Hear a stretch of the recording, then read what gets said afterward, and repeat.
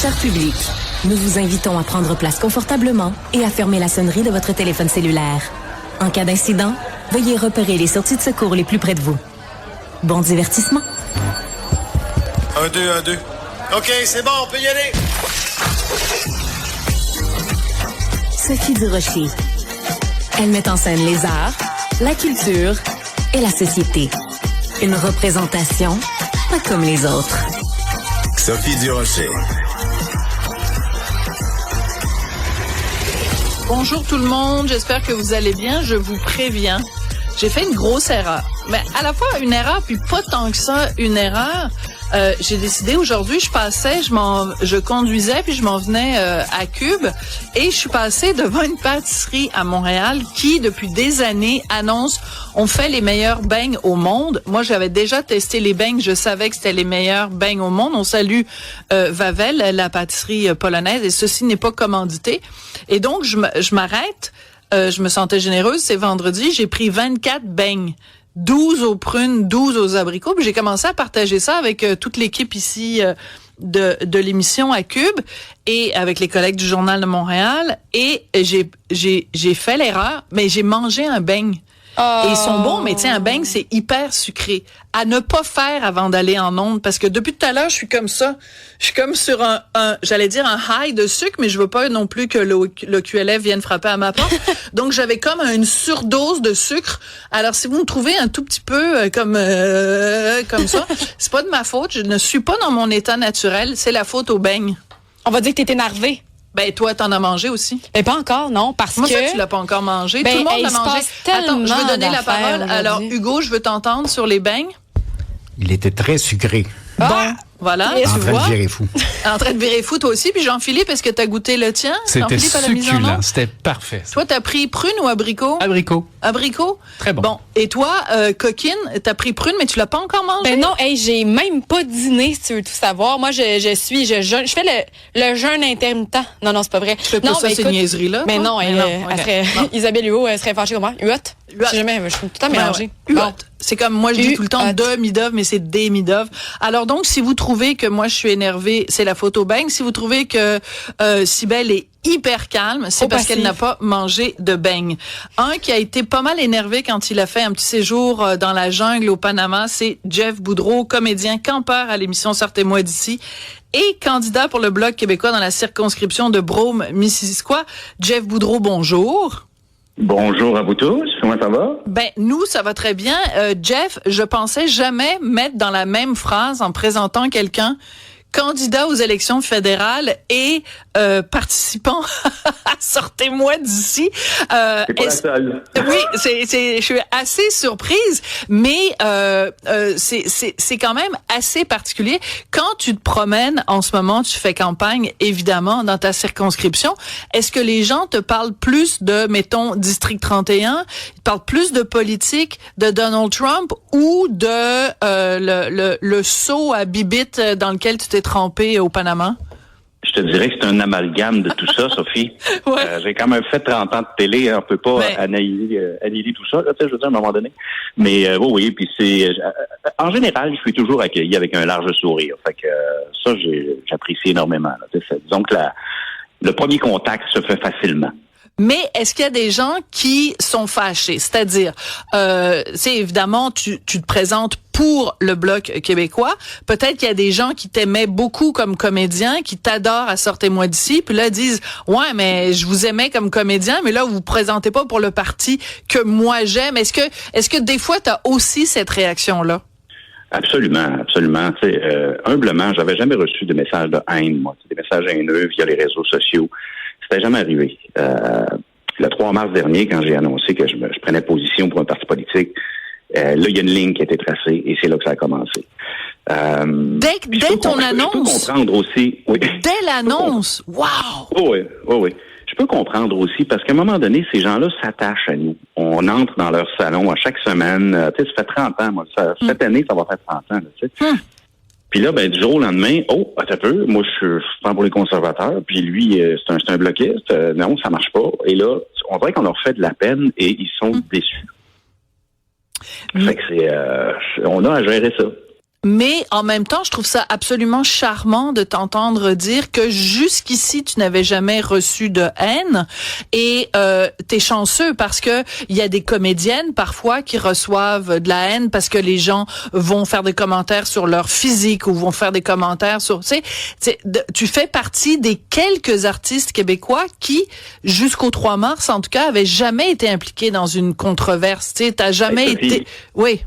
J'ai eu un commentaire dans ma carrière, dans le temps que je tournais sur La Galère, mais mon personnage était tellement, écoute, c'était un manipulateur fini, puis il était infidèle, puis il y a une madame, à un moment donné, qui avait écrit il est laid, puis je le déteste, puis elle parlait de moi, puis là, j'y avais répondu, madame, c'est parce qu'il y a un être humain derrière le personnage. Ah, excuse-moi, c'est parce que tu le joues tellement bien, là, que je suis pas capable. Elle dit, non, c'est beau, mais ton personnage est laid.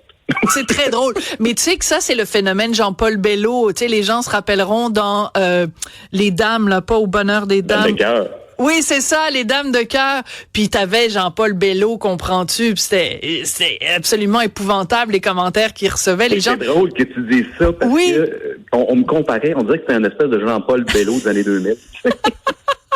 C'est très drôle. Alors donc, on rit de ça, mais les messages haineux, c'est quand même quelque chose qu'il faut prendre au sérieux. En même temps, récemment, t'as reçu le commentaire d'une dame qui t'a écrit 2 points, ouvrez les guillemets, vous autres, les... Là, je vais être obligée de sacrer, je sais que les patrons aiment pas ça. Vous autres, les crises d'artistes, vous servez à rien. Fin de la citation. T'as choisi de réagir. Pourquoi? Parce que t'aurais pu laisser passer le commentaire aussi.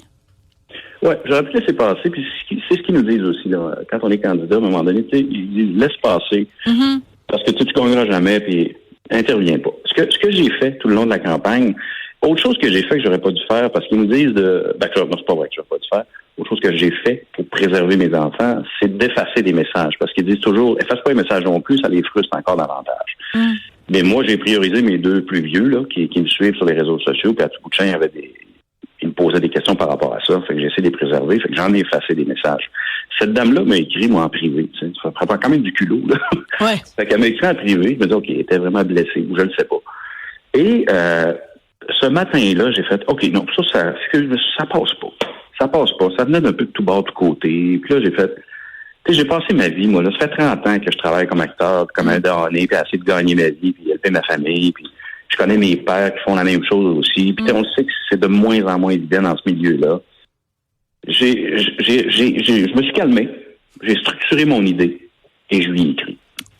Et ta réplique est fabuleuse, hein. Ta réplique est extrêmement, moi je trouve, touchante parce que au lieu de le personnaliser, au lieu de dire moi, tu l'étends à tous tes collègues artistes. Et je trouve ta réplique absolument fabuleuse. Tu dis à la dame, les crises d'artistes, comme vous dites, c'est Marie Laberge que vous lisez paisiblement sur la plage. C'est Jean-Pierre Ferland qui vous chante une chance qu'on ça. C'est Vincent Vallière qui chante On va s'aimer encore à votre anniversaire de mariage.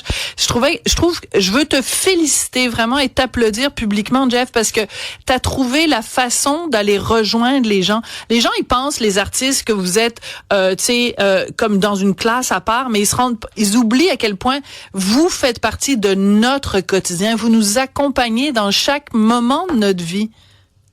Tu sais, de se faire dire par quelqu'un, tu sers à rien.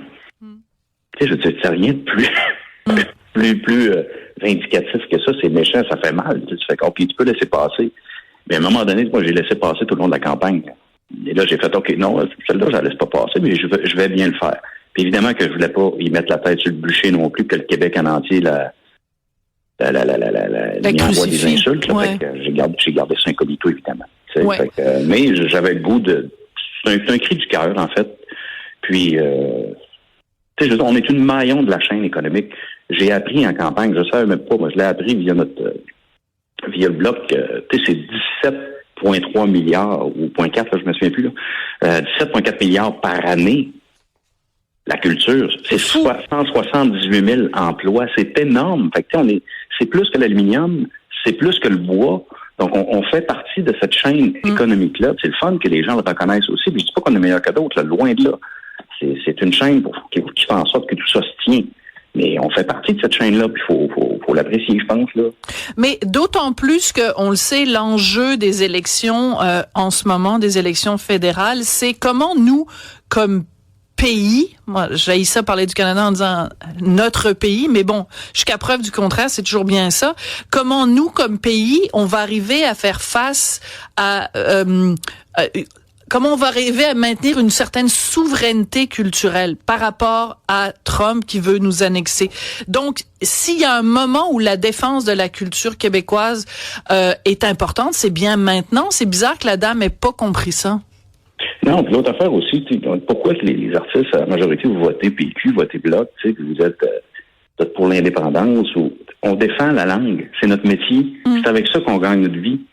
La culture, ça nous permet de comprendre d'où on vient, où on est, puis où est-ce qu'on s'en va. Puis c'est notre outil de travail, la langue. Fait que c'est sûr qu'on veut la protéger bec et ongle. C'est normal qu'il y ait beaucoup d'artistes qui sont bloquistes, là, tu sais. C'est notre gagne-pain. Est-ce que... Puis c'est notre culture. Fait que c'est pour ça que je trouve toujours ça bizarre, moi, une dame comme ça qui m'écrit. Fait, être contre la culture, c'est être contre le Québec. C'est être contre nous autres, être contre vous, carrément. Tu sais. Ouais. Je trouve ça très particulier que la dame t'a écrit en direct. Les gens se rendent pas compte, parce que j'en reçois moi aussi un char puis une barge. Moi, contrairement à toi, c'est les journées où je reçois pas des tas de schnutz à la tête que je me dis, oh mon Dieu, il se passe quelque chose de spécial.